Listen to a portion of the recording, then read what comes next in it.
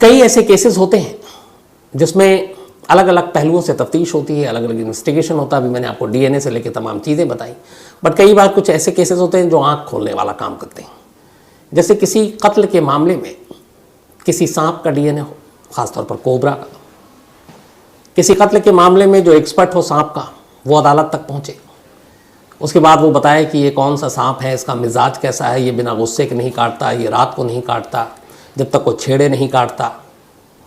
ऐसी तमाम छोटी छोटी चीज़ें और फिर अदालत के सामने रखी जाए और उसके बाद केस का फैसला, और फैसला भी ऐसा अनोखा कि शायद इससे पहले ऐसा कोई फैसला हुआ ही नहीं। कहानी केरल की है। केरल में एक जगह है अंचल। इसी इलाके में एक परिवार रहता था, उत्तरा। एक 25 साल की महिला। उत्तरा के घर वाले ठीक ठाक पैसे वाले लोग थे, उनका लेदर का बिजनेस था। एक मैट्रिमोनियल साइट पर उत्तरा के माँ बाप उत्तरा के रिश्ते के लिए एक इश्तिहार देते हैं। इसी इश्तिहार के ज़रिए सूरज नाम का एक शख्स उनको अप्रोच करता है। सूरज एक बैंक में मुलाजिम था, बैंक में काम करता था, लेकिन उत्तरा के मुकाबले फाइनेंशियली थोड़ा कमज़ोर था। दोनों एक दूसरे को देखते हैं, उसके बाद एक दूसरे का बैकग्राउंड चेक करते हैं। उत्तरा के घर वालों को लगता है लड़का ठीक है, नौकरी भी ठीक ठाक है बैंक में, और इसके बाद 2019 में दोनों की शादी हो जाती है। शादी के बाद सब कुछ ठीक चल रहा था। शादी के 1 साल बाद ही इन दोनों को एक बेटा होता है। लेकिन बेटा होने के बाद अब अचानक सूरज थोड़ा थोड़ा बदलना शुरू हो जाता है। घर वालों ने दहेज में उसे बाकायदा नई कार दी, बहुत सारे सोना दिए और बाकी भी चीज़ें दी महंगी महंगी। लेकिन उन्हीं दहेज में कुछ ऐसी चीज़ें भी थी जो जिसकी मालकिन उत्तरा थी, उसी के नाम पे था। इसके अलावा उत्तरा का एक LIC था, एक पॉलिसी थी उसका, जो अच्छी खासी रकम की थी।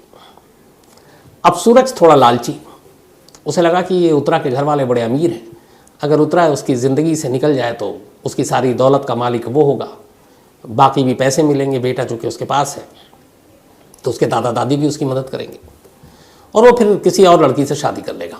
अच्छा, उत्तरा की एक प्रॉब्लम थी कि वो लर्निंग चीज़, नई चीज़ें बहुत मुश्किल से सीखती थी। एक तरह की अलग सी एक बीमारी होती है, तो उसका इलाज भी चल रहा था, और घर वाले बाकायदा उस इलाज के लिए हर महीने सूरज को 8,000 रुपये अलग से देते थे कि तुम हमारी बेटी का ख्याल रखना, चूँकि पैसे वाले थे। लेकिन अब इधर उसके दिमाग में लालच घर कर गया कि उत्तरा से पीछा छुड़ाओ, एक नई शादी करो, फिर से दहेज मिलेंगे, तो लालच का कोई अंत तो होता नहीं। अब उसने सोचना शुरू किया कि उत्तरा को कैसे रास्ते से हटाएं जिससे ससुराल वालों को शक भी ना हो कि उसका कत्ल हुआ है, और सारे पैसे उसे मिल जाए, पुलिस तक भी बात ना पहुँचे। अब उसने इंटरनेट पर सर्च करना शुरू किया, तमाम तरीके उसने सोच लिया कत्ल के। उसे लगा नहीं, इसमें लूपहोल से इसमें फंस जाएंगे, इसमें गड़बड़ हो सकता है। आखिर में सर्च करते करते उसने पाया, एक स्टडी रिपोर्ट थी कि सबसे ज़्यादा केरल में सांप पाए जाते हैं और उसके काटने के केसेस भी बहुत होते हैं। हालांकि पूरे इंडिया में हर साल शायद एवरेज जो है 40,000 लोग स्नेक बाइट से मारे जाते हैं, सांप के काटने से, और केरल में सांप आम बात है, और ये केरल के ही थे। अब इसने केरल में ही फिर सांप के बारे में रिसर्च करना शुरू किया, तो पता चला कि सबसे ख़तरनाक कोबरा होता है। अब इसने कहा कि ठीक है, उसके बारे में और भी जानकारी हासिल करनी शुरू की। अब इंडिया में सांप का बिजनेस अवैध है, इलीगल है। आप सांप जो है खरीद नहीं सकते, अवैध है। लेकिन अब उसने आइडिया निकाल लिया कि ऐसा काम करें कि किसी को पता ही नहीं चले। उसे लगा कि अगर कोबरा से अपनी बीवी को डसवा दूं तो फिर शायद किसी को शक नहीं हो, और सांप के काटने से तो बहुत सारी मौत होती ही रहती है उस इलाके में, क्योंकि आमतौर पर वहाँ सांप काफ़ी पाए जाते हैं। इसी के बाद उसने एक सपेरे से कांटेक्ट किया और उस सपेरे से बात की कि मुझे सांप चाहिए। सुरेश नाम का वो सपेरा, उसने उसको एक सांप दिया, और ये बात है मार्च 2020 की। अब उसने उसको सांप दिया 10,000 रुपये में। वो सांप घर लेकर आया, और उसके बाद उसने अपने ही घर के ऊपर के फर्स्ट फ्लोर के कमरे में उस सांप को छोड़ दिया। फिर अपनी बीवी से कहा कि ज़रा मेरा मोबाइल ऊपर रह गया, ले आओ। बीवी भागती है, जाती है, मोबाइल लेने, देख लेती है वो सांप है, तो वो चिल्लाती है, ये आता है, उसके बाद सांप को वहाँ से भगा देता है, तो सांप काटता नहीं है। उत्तरा बच जाती है। लेकिन फिर रात को वो उसी सांप को फिर बाहर फेंका तो था इसने, लेकिन बंद कर दिया था एक जार में। फिर उस सांप को रात को लेकर आता है और कमरे में सो रही उत्तरा के ऊपर छोड़ देता है। पैर में उत्तरा के वो सांप काट लेता है। उत्तरा चिल्लाती है, चीखती है। इसके बाद उसे फ़ौरन अस्पताल ले जाया जाता है। वहाँ 3 सर्जरी होती है। करीब 45 दिन तक वो अस्पताल में एडमिट होती है, लेकिन उसकी जान बच जाती है। अस्पताल से डिस्चार्ज होने के बाद वो अपने मायके पहुंच जाती है। अब वहाँ मायके वाले उसका ख्याल रख रहे थे, और चूँकि वहाँ पे जैसा मैंने बताया कि सांप काटना आम बात है, तो घर वालों को कोई शक भी नहीं हुआ। धीरे धीरे वक्त बीता। इधर सूरज को लगा कि उसकी पहली साजिश तो नाकाम हो गई, सांप के काटने के बावजूद वो बच गई। अब वो उसी सुरेश सपेरे के पास दोबारा जाता है और कहता है कि मुझे ऐसा खतरनाक सांप दो जिससे बचने की कोई उम्मीद ही ना हो। इस बार वो कोबरा खरीदता है। कोबरा को एक प्लास्टिक के जार में बंद करता है, उस पर सिर्फ थोड़ा सा छेद करता है ताकि वो सांस ले सके, दम घुटने से सांप मरे नहीं। और उस डब्बे को एक बैग में डालकर अभी अपने ससुराल पहुंच जाता है। ससुराल पहुंचता है, 7 मई 2020 की ये बात है। मार्च में एक अटेम्प्ट हो चुका है, उतरा लेकिन किसी तरह बच गई, लंबे वक्त तक अस्पताल में रहने के बाद। अब ये ससुराल पहुंचा, ससुराल में जाकर अपनी बीवी के कमरे में सोया। बेटा जो था वो दादा दादी के पास सो रहा है। अब रात को ये चुपचाप से उठा, इसने जार खोला और उस सांप को जहाँ पे उतरा सो रही थी छोड़ दिया। लेकिन रात का वक्त था, वो उसके शरीर से उतर कर फिसल कर सांप इधर उधर भागने लगा। अब उसे लगा ये क्या, वो खास छड़ी और डंडा भी लेकर आया था, सपेरे ने उसे बता रखा था। उसने फिर उसको पकड़ा और उसको ऊपर वापस दोबारा छोड़ा। फिर सांप में बिना डसे हुए उतरा के शरीर से नीचे फिसल कर इधर उधर कोना ढूंढने लगा। उसने तीसरी बार पकड़ा और इस बार उसको गर्दन से पकड़ लिया। गर्दन से पकड़ने के बाद अब वो उसका मुंह उतरा के पास ले गया और उतरा का एक हाथ उस मुंह के करीब ले गया। इस बार कोबरा को गुस्सा आ गया और उसने डस लिया। डसने के बाद अब उसके कोबरा को इसने वापस जार में रखा। इससे पहले उसने ये किया था कि जब उस रात 7 मई को उतरा सो रही थी, सोने जा रही थी, तब उसने जूस में उसको बेहोशी की दवा मिला दी थी ताकि अगर सांप को देख ले तो चीखे चिल्लाए नहीं और शोर ना मचाए और सांप अपना काम आसानी से कर ले। तो एक तरह से वो गहरी नींद में थी, उसे कुछ होश ही नहीं था, पता ही नहीं था, और इसी बेहोशी के आलम में उसने कोबरा से अपनी बीवी को डसवा दिया। अब सुबह हो गई, सुबह काफ़ी देर हो गई, उतरा उठी नहीं। ये उठकर बाहर के अपना कमरे से बाहर निकला सूरज, लेकिन तभी उतरा की माँ कमरे में गई तो उसने देखा कि उसकी बेटी सो रही। उन्होंने आवाज़ दी, हिलाया डुलाया, वो उठी नहीं। उन्हें लगा ये क्या, शोर मचाया। फिर उन्होंने कहा कि तुमने नहीं देखा? सूरज से पूछा कि ये सो रही है या बेहोश है या क्या है। उसने कहा नहीं, मुझे लगा सो रही है, मैंने इसको डिस्टर्ब करना ठीक नहीं समझा क्योंकि अभी तो बीमारी से उठी है। घर वाले भाग कर उसको लेकर अस्पताल गए।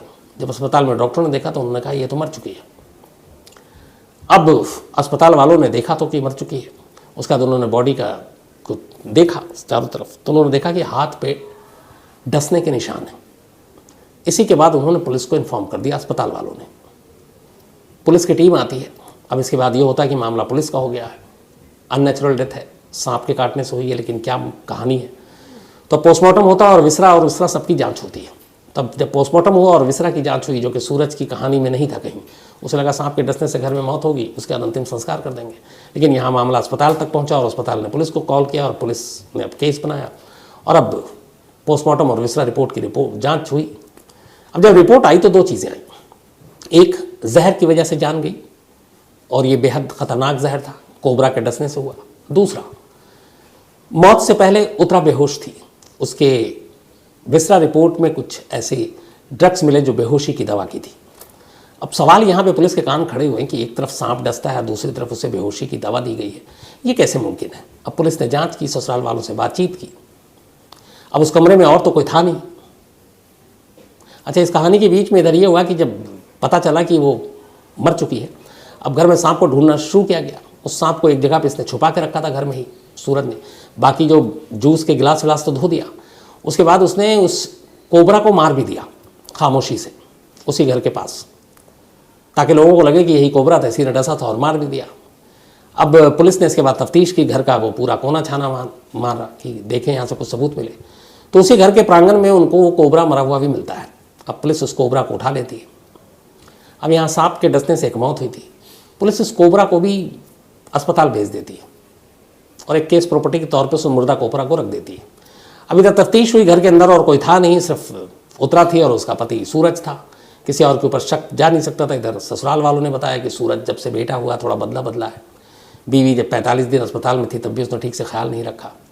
अब पुलिस को लगा कि कुछ गड़बड़ है, पर पुलिस ने खामोशी से, हालांकि उसने अपने सारे कॉल डिटेल सब डिलीट कर दिए थे, उसे पता था, उसने इतने इंटरनेट पर सर्च किया सारी चीज़ें, लेकिन पुलिस ने फिर सारी चीज़ें निकाली, उसके पुराने मोबाइल जो डिलीट किया उसको रिट्रीव किया, और करते करते करते आखिरकार पुलिस को सुरेश का नंबर मिला, जो एक सपेरा था।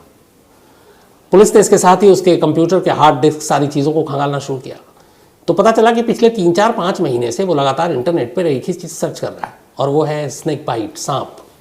तो अब एक शख्स, और यूट्यूब पे उसके वीडियो भी देख रहा है अलग अलग। तो पुलिस को लगा कि इस घर में एक मौत सांप के काटने से हुई, और एक शख्स लगातार 3-4 महीने से इंटरनेट पर सिर्फ सांप, जहरीले सांप, उनके डसने से कैसे मौत, ये सारी चीज़ों को सर्च कर रहा है, और मोबाइल में एक सपेरे का नंबर मिल रहा है। ये सारी चीज़ें इशारा कर रही थी। पुलिस के लिए काफ़ी था। पुलिस ने सूरज को उठाया, पूछताछ की, वो मना करता रहा। अब पुलिस को भी लगा कि वो इनकार तो कर रहा है, कबूल भी नहीं कर रहा है। अब पुलिस को एविडेंस कलेक्ट करने हैं ताकि उसको सज़ा दिलाई जा सके। तो केरल के जो डीजीपी थे, उन्होंने मिस्टर लोकनाथ बेहरा, ये शायद पहला केस था, उन्होंने कहा कि जब सारी चीज़ें आई और सूरज मान नहीं रहा, और लेकिन कोई इस तरह के पुख्ता एविडेंस उसके खिलाफ नहीं है, सिर्फ कहानियाँ हैं कि उसने अपनी बीवी को सांप से डसवाया, लेकिन अदालत में कैसे केस खड़ा हो। तो अब सारे जितने सांप के एक्सपर्ट्स थे उनको इकट्ठा किया गया। कोबरा का जो मुर्दा कोबरा बरामद हुआ उसका डीएनए कराया गया। जब वो डीएनए कराया गया तो पता चला कि हाँ, उसी कोबरा ने, उसके जो डसने के निशान थे सेम हूबहू निशान थे, और उसी कोबरा की वजह से मौत हुई है उत्तरा की। उधर सुरेश को उठाया जो सपेरा था मोबाइल के जरिए, उसने कहा कि हाँ, उसने कोबरा बेचा था और यही कोबरा था, तो करीब 15,000 रुपये में ख़रीदा था। अब ये सारी चीज़ें मिल गई। अब ये हुआ कि चलो डीएनए से भी ये साबित हो गया। अब वो जार भी बरामद हो गया जिसमें उसने रखा था, उस पर उंगलियों के निशान मिल गए सूरज के। इसके बाद अब कुछ एक्सपर्ट्स को पकड़ा गया। तो एक्सपर्ट्स ने ये किया कि पहली बार, आमतौर पे कत्ल के मामले में वैसे डमी टेस्ट बहुत होता है, डमी ट्रायल, तो बाकायदा ये जो एक्सपर्ट्स थे इन्होंने एक डमी ट्रायल किया।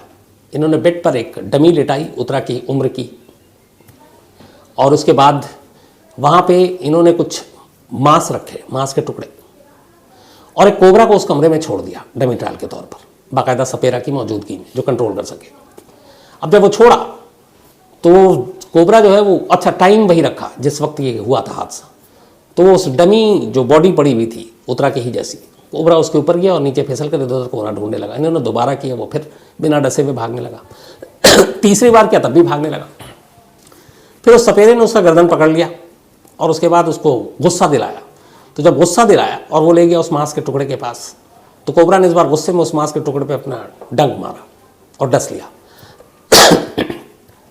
जो एक्सपर्ट ने कोर्ट में बताया था वो ये फिर अदालत में कि कोबरा जब तक कि उसे गुस्सा नहीं आता वो किसी को डसता नहीं है, ये उसकी फितरत है। उसे कोई तंग न करे वो अपने रास्ते से निकल जाता है, लेकिन अगर उसे कोई गुस्सा दिलाए तो फिर वो छोड़ता नहीं। एक्सपर्ट ने फिर इसी डमी ट्रायल की एक और रिपोर्ट दी। उन्होंने कहा कि आमतौर पर कोबरा जो है वो बहुत शांत होता है, ख़ासतौर पर रात को। वो रात को बहुत ही लेज़ी हो जाता है, और अमूमन ये देखा गया है कि किसी घर में किसी खिड़की के रास्ते कोबरा दाखिल नहीं होता। अब यहाँ जो ये कहानी थी उत्तरा के साथ वो ये थी कि उसके बेडरूम में खिड़की थी, उस खिड़की के ज़रिए कोबरा है, क्योंकि दरवाजे तो बंद थे, दरवाजे के नीचे इतना गैप भी नहीं था कि वो घुस सके। वो अच्छा खासा तंदुरुस्त कोबरा था। लेकिन यहाँ एक्सपर्ट्स कह रहे थे कि कोबरा एक तो रात को एक्टिव नहीं होता, दूसरा वो खिड़की के रास्ते दाखिल नहीं हो सकता। अब ये सारी चीज़ें कोर्ट के सामने रखी गई। 1000 पन्नों की चार्जशीट दाखिल हुई।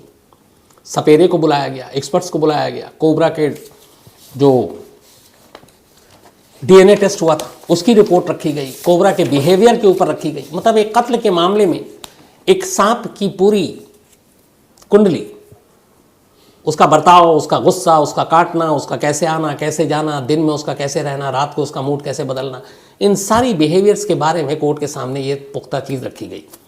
इसके अलावा सपेरे की पूरी गवाही रखी गई। मोटिव था ही था, मोबाइल पे फिर सपेरे का नंबर मिलना, उसके हार्ड डिस्क में कंप्यूटर पे सर्च करना सांपों के बारे में। इन सारी चीज़ों के बाद अदालत को ये इस बात का यकीन हो गया कि उत्तरा की मौत में किसी और का नहीं बल्कि उसके अपने पति सूरज का हाथ है। उसने एक बार नहीं बल्कि अपनी पत्नी को 2-2 बार सांप से डसवाया ताकि वो उसकी जान ले सके, और सांप से इसलिए डसवाया ताकि कत्ल का शक किसी पे ना हो, क्योंकि सांप का काटना बहुत सारे इलाकों में आम बात है। तो इन चीज़ों को जब अदालत ने माना और उन्हें यकीन हो गया, इसके बाद अदालत ने अभी सितंबर में एक ऐतिहासिक फैसला सुनाया। उन्होंने कहा कि इसने 2 बार सांप से अपनी बीवी को डसवाया था। पहली बार में 44 दिन तक वो अस्पताल में रही लेकिन बच गई, लेकिन अभी वो ठीक भी नहीं हुई थी कि उसने दूसरी बार कोबरा से इस तरीके से किया। ये बहुत ही संगीन जुर्म है और ये सोच बहुत ही वहशियाना है। तो ऐसे शख्स को आज़ाद रहने का कोई हक नहीं है। और इसी के बाद उस केरल की लोकल कोर्ट ने, लोअर कोर्ट ने सूरज को 2 उम्र कैद की सज़ा सुनाई, लाइफ यानी टिल डेथ। तो 2-2 उम्र कैद, ज़िंदगी एक है, उम्र कैद 2 है। तो 2 उम्र कैद की सज़ा है, मतलब वो जब तक जिंदा है तब तक 4 दीवारी के अंदर रहेगा, जीते जी बाहर नहीं आएगा। लेकिन ये लोअर कोर्ट का फैसला अभी हाई कोर्ट और फिर सुप्रीम कोर्ट बाकी है। लेकिन ये अपने आप में एक ऐतिहासिक फैसला है कि इस तरीके से एक सांप से डसवा कर अपनी बीवी के कत्ल के मामले में किसी अदालत ने एक शख्स को 2-2 उम्र कैद की सज़ा सुनाई, साथ ही 5 लाख रुपए जुर्माना भी सुनाया। अब ये मामला हाई कोर्ट में जाएगा, उसके बाद क्या होता है आगे देखते हैं।